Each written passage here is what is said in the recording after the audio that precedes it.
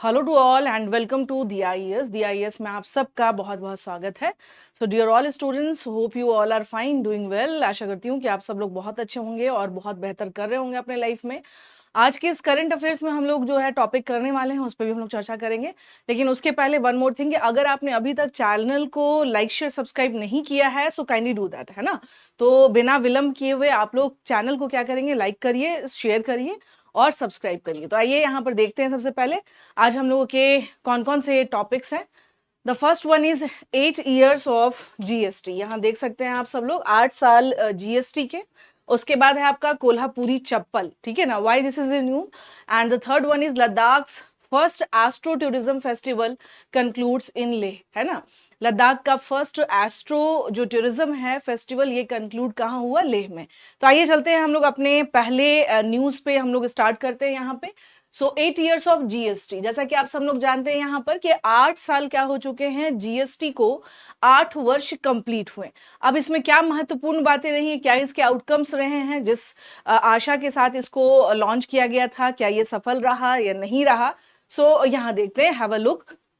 तो आप देख सकते हैं यहाँ पर अगर हम लोग बात करें, so what we can see that on 1 July 2025 the goods and service tax, जिसको हम लोग गुड्स जीएसटी कहते हैं यहाँ पे, with complete 8 years since its rollout introduced in 2017 as a major step towards economic integration, GST replaced a maze of indirect taxes with a single unified system.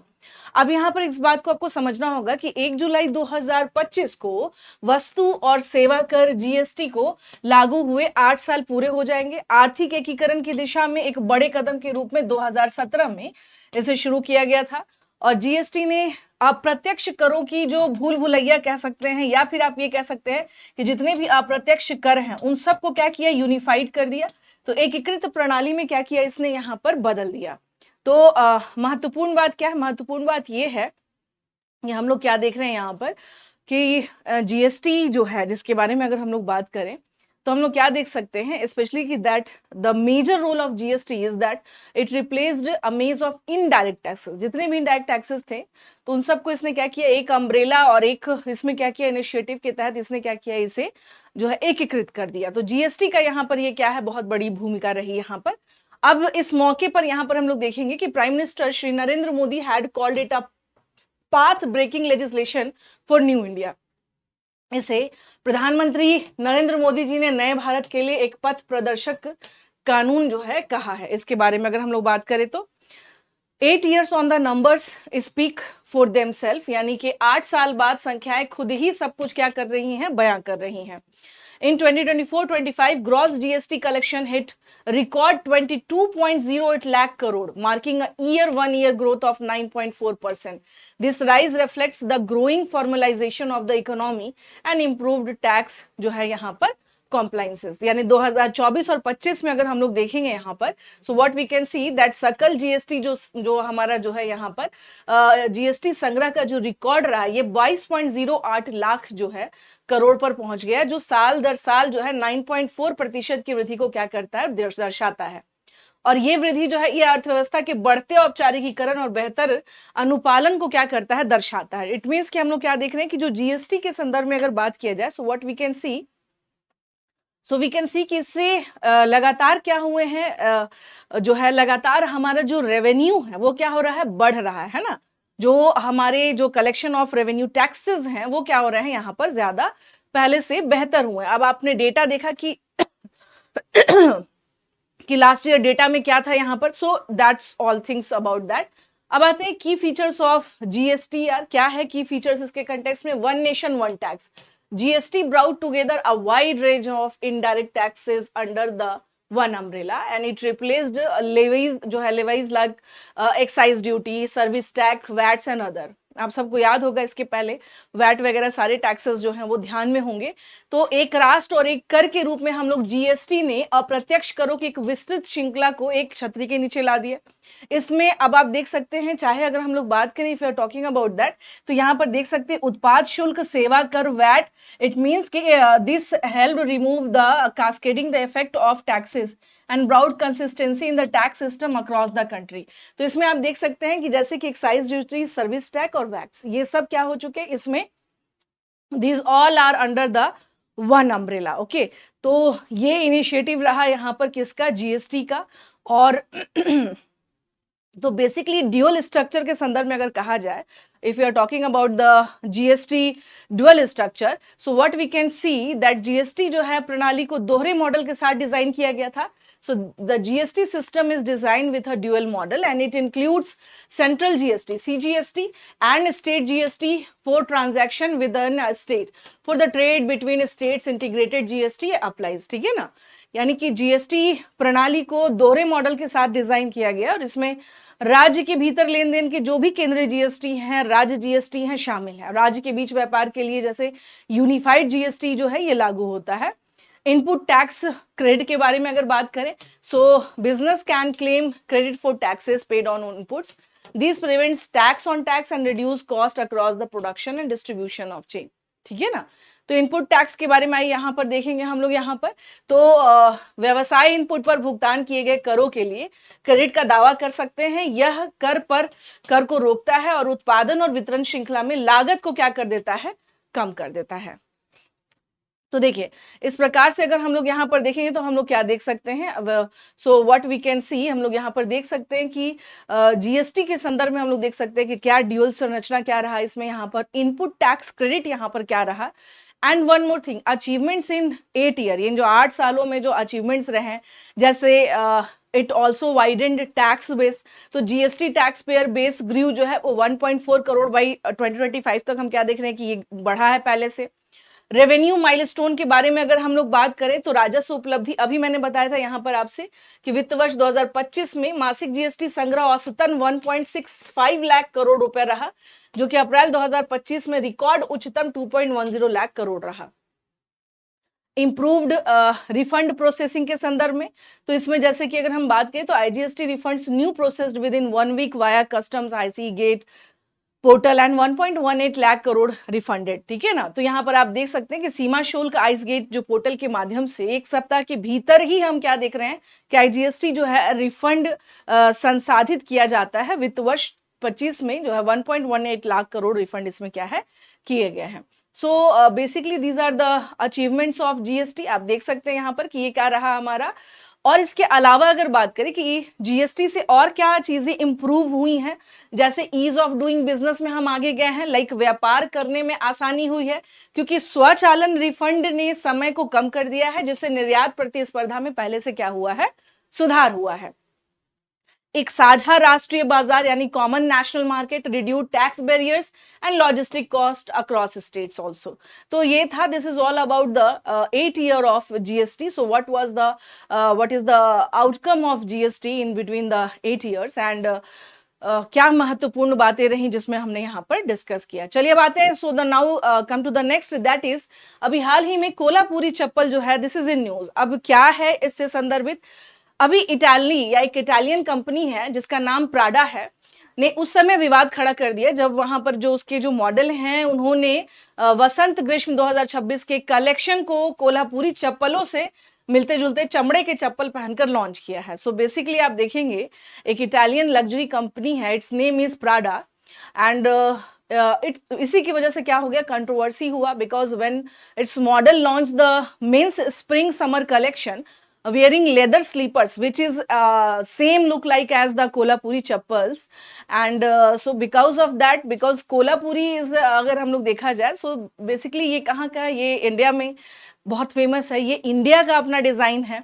तो एक तरह से क्या कह सकते हैं यहाँ पर, तो इसमें देखेंगे कि हाल ही में इस मुद्दे, ये जो मुद्दा सामने आया है, तो इससे कोल्हापुरी चप्पल को भौगोलिक संकेतक टैग प्राप्त है। ये ध्यान रखिएगा कि कोल्हापुरी जो चप्पल है इसको क्या मिला हुआ है, the recent issue Kolhapuri chappals have a GI tag that certifies how a product originates from a specific geographical area and possesses जो है क्वालिटीज और a reputation due to that region, है ना। तो जीआई टैग बेसिकली प्रमाणित करता है कि कोई भी उत्पाद जो है वो इस विशिष्ट क्षेत्र या भौगोलिक क्षेत्र में इसका प्रोडक्शन होता है। जीआई टैग हेल्प करता है preserve traditional knowledge, culture, heritage and livelihoods of its local practitioners, यानी कि जो भी वहाँ के लोग हैं उनके अपनी सांस्कृतिक परंपरा, उनकी जो भी लोकल चीजें हैं उनको एक तरह से प्रोटेक्ट करने में, प्रिजर्व करने में क्या है यहाँ पर जो है हेल्प मिलता है। अब कोल्हापुरी चप्पल के बारे में देखा जाए तो इसको ऑलरेडी हम लोग क्या देख रहे हैं कि अगर इंडिया के कोल्हापुरी के बारे में, if we are talking about the India Kolhapuri, so Kolhapuri चप्पलों को 11 दिसंबर 2018 को ही क्या मिल चुका है, इट गेट्स जीआई टैग। इसको जीआई टैग पहले ही मिल चुका था, ठीक है ना। अब देखिए, the chappal makers argue that design of Prada's footwear amounts to cultural appropriation and a violation of the GI tag because it is too close to the original Kolhapuri. जो डिबेट ये हो रहा है, जो खास तौर से कोल्हापुरी चप्पल के जो निर्माता हैं, उनका ये कहना है कि ये सेम डिजाइन है, और चूंकि ये सेम डिजाइन है तो ये कहीं ना कहीं से वायलेशन है। जीआई टैग का जो मेन बात होता है उसका क्या है, ये यहाँ पर वायलेशन है ना। तो बेसिकली जीआई टैग क्या करता है, किसी प्रोडक्ट को वहां के प्रिजर्व करता है या उसको प्रोटेक्ट करता है कि उसको कोई और जो है कॉपी ना कर सके। तो दिस इज बेसिकली, अगर हम लोग बात करें कि GI tag and it's protection, so what about that, फिर जीआई टैग का मतलब क्या है जब बड़ी बड़ी कंपनियां अगर इस तरह का कार्य करने लगेंगी ग्लोबली रूप में। So what we can see that like भौगोलिक उत्पत्ति है ना, परिभाषित उत्पादन मानक, ये जितनी भी चीजें हैं जो कि जीआई टैग को परिभाषित करती हैं कि जो भी प्रोडक्शन है उसको हम अगर भौगोलिक संकेतक देते हैं तो वो क्या हो जाता है वहां पे, तो उसमें निगरानी भी रहेगा, है ना। इन्फोर्समेंट और monitoring, owners and governments are expected to monitor misuse and initiate legal action against counterfeiting of false uses, है ना। तो इसीलिए यहाँ पर आप देखेंगे, अगर इसके बारे में अगर हम लोग बात करें तो ये चर्चा का कारण इसलिए भी बना है क्योंकि हम लोग क्या देख सकते हैं कि इसमें इन्फोर्समेंट और मॉनिटरिंग का मामला है। लाइक अगर कि कोई भी, जैसे कि owners and governments are expected to monitor misuse and initiate legal action against counterfeiting और फॉल्स यूजेस, यानी कोई भी जो है मालिक और सरकारों से अपेक्षा की जाती है कि जालसाजी या उसका गलत उपयोग नहीं करें, है ना। तो ये क्या है, दीज आर, मतलब जीआई टैग मिलने के बाद ये चीजें आपकी इंश्योर होती हैं। एंड अगर इसके बाद भी ये चीजें इंश्योर नहीं है, so this is very tough. तो फिर कोई फायदा नहीं है जीआई टैग मिलने का। तो जीआई किसी उत्पाद के लिए सामान्य नाम नहीं होना चाहिए और नहीं बनना चाहिए। मीन्स ऐसा नहीं है कि जीआई टैग मिल गया डजंट मीन कि आप उसका मिसयूज करना शुरू कर दिए। IP protection and systems require known identifiable creator और inventor. Traditional crafts are usually created collectively by a community over time. IP system are really heavily on documentation to verify and protect. जो देखिए, GI tag मिलना जो है, this is not easy, ये बहुत easy नहीं होता है ना। 10 साल के लिए होता है और इसका एक लंबा चौड़ा क्या होता है, इसका टाइम ड्यूरेशन होता है, जगह देखी जाती है और उसका क्या रोल रहा है, देन उसके बाद प्रोवाइड किया जाता है, दिया जाता है जीआई टैग। और अगर कोल्हापुरी चप्पल जिसको ऑलरेडी जीआई टैग मिला हुआ है, अगर नहीं मिला होता तो ये मुद्दा नहीं बनता। लेकिन कोल्हापुरी चप्पल को ऑलरेडी क्या है, जीआई टैग मिला हुआ है। उसके बाद एक बड़ी कंपनी अपने यहाँ के जो कलेक्शंस के जो है शोकेस के दौरान वो क्या करते हैं, कोल्हापुरी चप्पल जैसी सिमिलर चप्पलों का प्रयोग करते हैं। तो एक तरह से क्या है कि अगर आप यूज कर रहे हैं तो you have to define that this is India's Kolhapuri chappal, आपको बताना होगा। आप उसको अपना टैग और ब्रांड नहीं दे सकते हैं। तो यही मुद्दा है। अब देखते हैं आगे कि इसमें क्या आगे जो है आने वाले समय पर इसमें क्या एक्शन लिया जाता है, क्या कार्रवाई होगी। So now come to the next, that is Ladakh's first astro tourism festival concludes in Leh. Ladakh का पहला जो है हम देखेंगे खगोल पर्यटन और विज्ञान आधारित पर्यटन को बढ़ावा देने के लिए पर्यटन विभाग के द्वारा भारतीय खगोल भौतिकी संस्थान बंगलोर के सहयोग से लेह में आयोजित किया जा रहा है लद्दाख का पहला खगोल पर्यटन महोत्सव शनिवार को संपन्न हो गया। So basically to promote astro-tourism, science and driven tourism, the first ever Ladakh Astro-Tourism Festival being organized by the Tourism Department in collaboration with Indian Institute of Astrophysics, Bangalore at Leh, which is conclude on Saturday, है ना। तो ये ध्यान रखिएगा कि जो astro tourism festival मनाया गया लद्दाख के लेह में, तो ये जो है आपको बंगलुरु के जो एस्ट्रोफिजिक्स इंस्टीट्यूट ऑफ एस्ट्रोफिजिक्स के सहयोग के साथ मिलकर के इसका आयोजन किया गया था। अब आते हैं यहाँ पर कि क्या क्या महत्वपूर्ण बातें रही इस जो है इस फेस्टिवल के। तो ये 2 दिवसीय महोत्सव लद्दाख को खगोल पर्यटन के लिए एक प्रमुख गंतव्य के रूप में क्या करेगा, बढ़ावा देता है।